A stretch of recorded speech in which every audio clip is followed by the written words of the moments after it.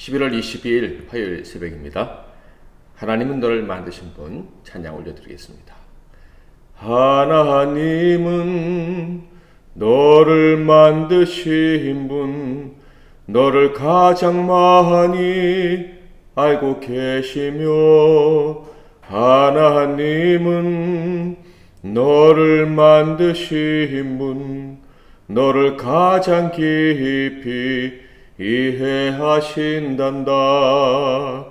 하나님은 너를 지키시는 분, 너를 절대 포기하지 않으며, 하나님은 너를 지키시는 분, 너를 쉬지 않고 지켜보신단다. 그의 생각 셀 수 없고 그의 자비 무궁하며, 그의 성실 날마다 새롭고 그의 사랑 끝이 없단다. 하나님은 너를 원하시는 분, 이 세상 그 무엇 그 누구보다 하나님은 너를 원하시는 분, 너와 같이 있고 싶어 하신단다. 하나님은 너를 인도하는 분, 광야에서도 폭풍 중에도 하나님은 너를 인도하는 분, 푸른 초장으로 인도하신단다. 그의 생각 셀 수 없고 그의 자비 무궁하며, 그의 성실 날마다 새롭고 그의 사랑 끝이 없단다. 오늘 하나님께서 주시는 은혜의 말씀은 에스겔서 12장 말씀입니다. 구약성경 에스겔서 12장 말씀 중에서 26절부터 28절까지 봉독해 드리겠습니다. 여호와의 말씀이 또 내게 임하여 이르시되, 인자야, 이스라엘 족속의 말이 그가 보는 묵시는 여러 날 후에 이르라. 그가 멀리 있는 때에 대하여 예언하였다 하느니라. 그러므로 너는 그들에게 이르기를, 주 여호와의 말씀에 나의 말이 하나도 다시 더디지 아니할지니 내가 한 말이 이루어지리라. 나 주 여호와의 말이니라 하셨다 하라. 오늘은 더 이상 미루지 않을 것이다, 더 이상 미루지 않을 것이다 라는 제목으로 하나님 말씀을 상고하겠습니다. 하나님을 바라며 살아가는 자들에게 어려운 문제가 하나 있다면, 하나님 말씀은 신실하시고 신실하시게 그 말씀은 반드시 이루어질 줄 믿는데, 그런 우리의 믿음만큼 하나님 말씀이 성취되지 않는 것 같다라고 느껴질 때가 많다는 거예요. 다시 말해 하나님 말씀이 너무 늦게 성취된다라는 것이죠. 특히 불의한 자들에 대한 징계가 너무 늦게 내려지는 고통이 우리에게는 어려운 문제입니다. 악인들로 인한 의인의 고난이 길어질 때 인내심의 한계를 느끼게 되는 것이죠. 그런데 이런 일이 벌어진 이유를 알 수 있다면 조금은 고개를 끄덕일 수 있으리라 생각합니다. 그 이유가 무엇입니까? 바로 하나님의 사랑입니다. 곧 사랑하는 자들이 악에서 돌아오기를 바라시는 하나님 아버지의 마음이죠. 그 마음 때문에 말씀의 성취, 곧 죄인들에 대한 심판이 미루어지는 것입니다. 이 마음을 안다면, 하나님의 사랑에 조금이라도 공감할 수 있는 마음이 우리에게 주어진다면, 지금 겪고 있는 억울함과 같은 감정의 고통, 또 삶의 고통은 좀 더 견딜 수 있지 않을까 합니다. 자, 그런데 문제는요, 우리 의인들은 이해하고 참고자 하는데 정작 악인들은 하나님의 기다리심에 조금도 감사하거나 회개하는 모습을 보이지 않는 경우가 많다라는 거예요. 기다려주시는 하나님의 마음에 대한 감각이 조금도 없어 보여서 회개할 가능성 기미가 보이지 않는다는 거예요. 이것이 하나님과 그리고 우리들의 마음을 아프게 하는 것이죠. 에스겔은 하나님 말씀을 듣고 전하는 선지자로서 이런 하나님의 마음을 점점 더 깊게 느껴가고 있는 것 같습니다. 그러던 중에 다음과 같은 말씀을 들었어요. 1절 2절 또 여호와의 말씀이 내게 임하여 이르시되 인자야 내가 반역하는 족속 중에 거주하는도다. 그들은 볼 눈이 있어도 보지 아니하고 들을 귀가 있어도 듣지 아니하나니 그들은 반역하는 족속임이라.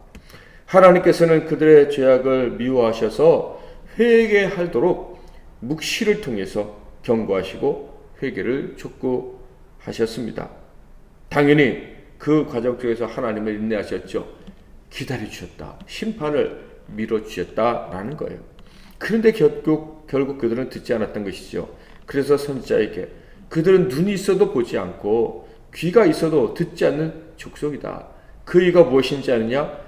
본질적으로 반역하는 족속이기 때문이다 라는 거예요. 이미 배신한 사람은 아무리 좋은 대접을 해주고 좋은 분위기를 만들어줘도 결국 배신한다는 거 우리는 경험으로 알고 있습니다. 이스라엘 족속이 바로 그랬다는 거예요. 하나님이 사랑하시는 족속이 그런 마음의 중심을 가지고 살아가고 있었다라는 거예요. 그럼에도 불구하고 하나님은 그들에게 더 기회를 주시기를 원하셨습니다. 그래서 선지자에게 네 자신이 시청과 교제가 되어서 즉 네 몸으로 하나님의 뜻을 전해라. 나의 뜻을 전해라. 경고의 말씀을 전해라 하신 거예요. 3절 인자야 너는 포로의 행장을 꾸리고 낮에 그들의 목전에서 끌려가라. 내가 내 초소를 다른 곳으로 옮기는 것을 그들이 보면 비록 반역하는 족속이라도 혹 생각이 있으리라. 바로 에스겔이 포로로 끌려가는 사람처럼 행색을 꾸미고 그렇게 행동을 하라라고 명을 내리신 거예요. 그러면 그것을 보고서 돌이키지 않겠느냐. 악한 사람이지만 악한 그들이지만 그 모습을 보고 생각이라는 것을 좀 하지 않겠느냐. 이렇게 희망이 섞인 듯한 말씀을 해주신 거예요. 그래서 에스겔은 그 명령에 따라서 포로처럼 행동을 했는데요. 특히 유다 백성들과 시드기야 왕이 적들에 도망가고 끌려가는 모습까지 그 행동으로 예언을 했죠. 다행스럽게도 하나님께서는 에스겔의 이런 행동이 잠깐은 효과가 있을 것이다 라고 말씀을 하십니다. 그래서 이런 말씀을 해주셨어요. 8절 9절 이튿날 아침에 여호와의 말씀이 또 내게 임하여 이르시되 인자야 이스라엘 족속 곧 그 반역하는 족속이 내게 묻기를 무엇을 하느냐 하지 아니하더냐. 에스겔의 행동을 보고 질문하는 사람들이 있을 거라는 거예요. 얼마나 희망적으로 들려지십니까? 분명히 에스겔은 그렇게 느꼈을 것 같아요. 하나님께서는 그들이 질문하면 이렇게 대답해 주라는 말씀도 주셨어요. 10절 11절 너는 그들에게 말하기를 주 여호와의 말씀에 이것은 예루살렘 왕과 그 가운데 있는 이스라엘 온 족속에 대한 묵시라 하셨다 하고 또 말하기를 나는 너희 징조라 내가 행한 대로 그들도 포로로 잡혀가리라. 그리고 나서 또 다른 말씀 해주셨는데 이제 이번에는 떨면서 음식을 먹고 놀라면서 근심하면서 물을 마시라 라는 명령을 내리셨습니다. 17절 18절 여호와의 말씀이 또 내게 임하여 이르시되 인자야 너는 떨면서 내 음식을 먹고 놀라고 근심하면서 내 물을 마시며. 이렇게 명령하신 이유가 무엇입니까? 결국 듣지 않을 것이라는 절망적인 이유였습니다. 바로 바벨론의 공격이 예루살렘이 포악으로 가득하게 되어 결국 황폐하게 될 것이다 라는 것입니다. 19절 이 땅 백성에게 말하되 주 여호와께서 예루살렘 주민과 이스라엘 땅에 대하여 이르시기를 그들이 근심하면서 그 음식을 먹으며 놀라면서 그 물을 마실 것은 이 땅 모든 주민의 포악으로 말미암아 땅에 가득한 것이 황폐하게 됨이라. 자, 그렇다면 하나님께서 시청각 교육까지 시켜주신 결과가 무엇입니까? 이렇게까지 알려주셨으나 그들은 정신을 차리고 회개하며 돌이키지 않을 것이다. 이것이 하나님께서 에스겔에게 주신 말씀이었습니다. 21절에서 25절에 보면 그들이 결국 돌이키지 않는 이유까지 말씀해 주시는데, 그들은 속담과 허탄한 묵시, 아첨하는 복수를 의지하는 자들이다 라고 말씀하십니다. 속담, 허탄한 묵시, 아첨하는 복술이 어떤 특징을 가지고 있습니까? 그 특징들은요, 하나님이 하신 말씀은 절대 일어나지 않을 것이다 라는 그런 핵심적인 내용을 가지고 있어요. 속담이 무엇입니까? 실패한 것처럼 보이는 예언자들의 예고들, 이런 것들이 이스라엘 사람들은 속담이라고 생각을 했다고 합니다. 그러니까 하나님이 말씀하신 것, 하나님이 심지어 심판을 선언하신 것까지 이스라엘 사람들은 속담으로 여겼다. 그러니까 하나님 말씀은 절대로 이루어지지 않는다, 혹은 설령 하나님 말씀대로 성취된다고 해도 금방 지나가고, 그러니까 그 말씀의 성취가 심판이라고 해도 금방 끝나고 회복된다, 이런 생각을 하고 있었답니다. 그래서 하나님이 그렇게 말씀하셔도 그들은 귀뜸으로 들었다, 흘려버렸다라는 거예요. 그러니까 하나님은 이미 알고 계셨던 거예요.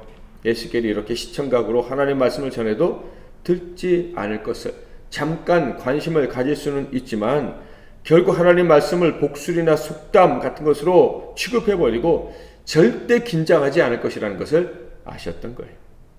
저와 여러분은, 그리고 이 땅에 우리 한국교회 성도들은 하나님 말씀에 얼마나 긴장하나, 얼마나 두려워하나, 그 말씀에 두려워하는 자들이 얼마나 있나 라는 질문을 해보지 않을 수 없습니다. 이 말씀을 보면서 말이죠. 그렇다면 이제 남은 것은 무엇일까요?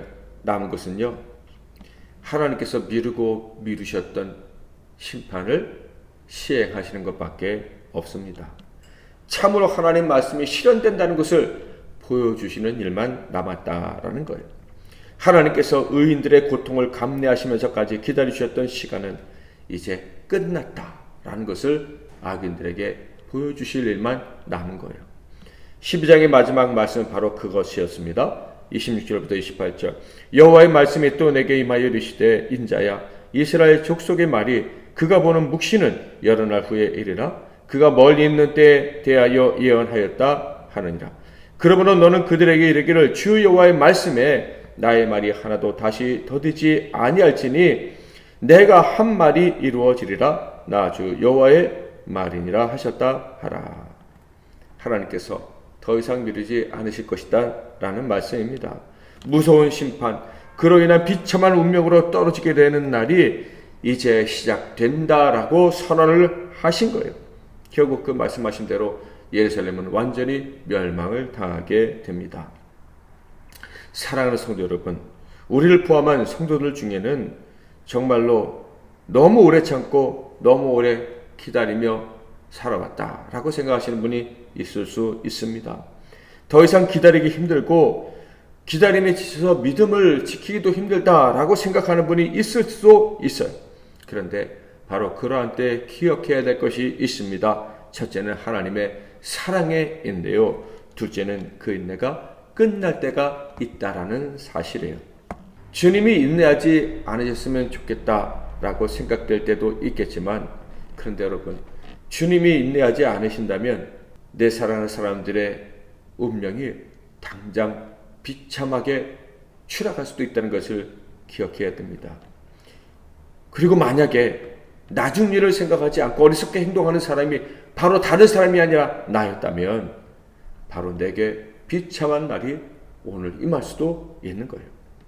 우리는 이 사실을 기억해야 됩니다. 그래서 우리가 기도해야 될 것은 먼저 주님의 자비로우심을 구하는 것입니다. 심판의 때를 조금 더 연기해 주시기를, 회개의 기회를 좀 더 주시기를 우리는 꼭 기도해야 하는 거예요. 그리고 그때까지 우리 의인들이 악인들에 대해서 참을 수 있는 그런 인내심을 달라고 또한 기도해야 할 것입니다. 그러나 하나님의 때가 정말 당장 시작이 돼야 한다면 늦기 전에 우리 자신과 우리가 사랑하는 자들이 회개하고 돌아올 수 있도록, 주님의 은총을 입고 구원받을 수 있도록 간절히 빌어야 할 것입니다. 늦기 전에 우리 자신과 사랑하는 이들이 하나님의 구원의 안전한 반석 위에 그렇게 설 수 있기를 주님의 이름으로 축복합니다. 기도하겠습니다. 말씀 붙잡고 기도하시고 승리하시는 하루 되시기 바랍니다. 하나님 아버지, 하나님께서 우리를 만드시고 우리를 아시기에, 그리고 우리를 사랑하시기에 기다리고 또 기다려주시는 줄 믿습니다. 그러나 그 기다림에 끝이 있다는 것도 오늘 말씀을 통해서 확인했습니다. 자비로우심으로 기다려주시니 감사합니다. 그러나 그 인내심이 끝나는 날, 인내가 끝나는 날, 저와 우리 사랑하는 자들이 심판받지 않도록 우리를 불쌍히 여기사 속히 회개할 수 있도록 도와주시옵소서. 오늘도 하나님 앞에 더 가까이 나가려는, 주의 은혜 앞에 부끄럽지 않은 삶을 살려는 우리 모든 성도들을 불쌍히 여겨주시고 은혜의 날개 아래 거두시고 십자가의 보혈로 정결케 하옵소서. 예수 그리스도 이름으로 기도하옵나이다. 아멘.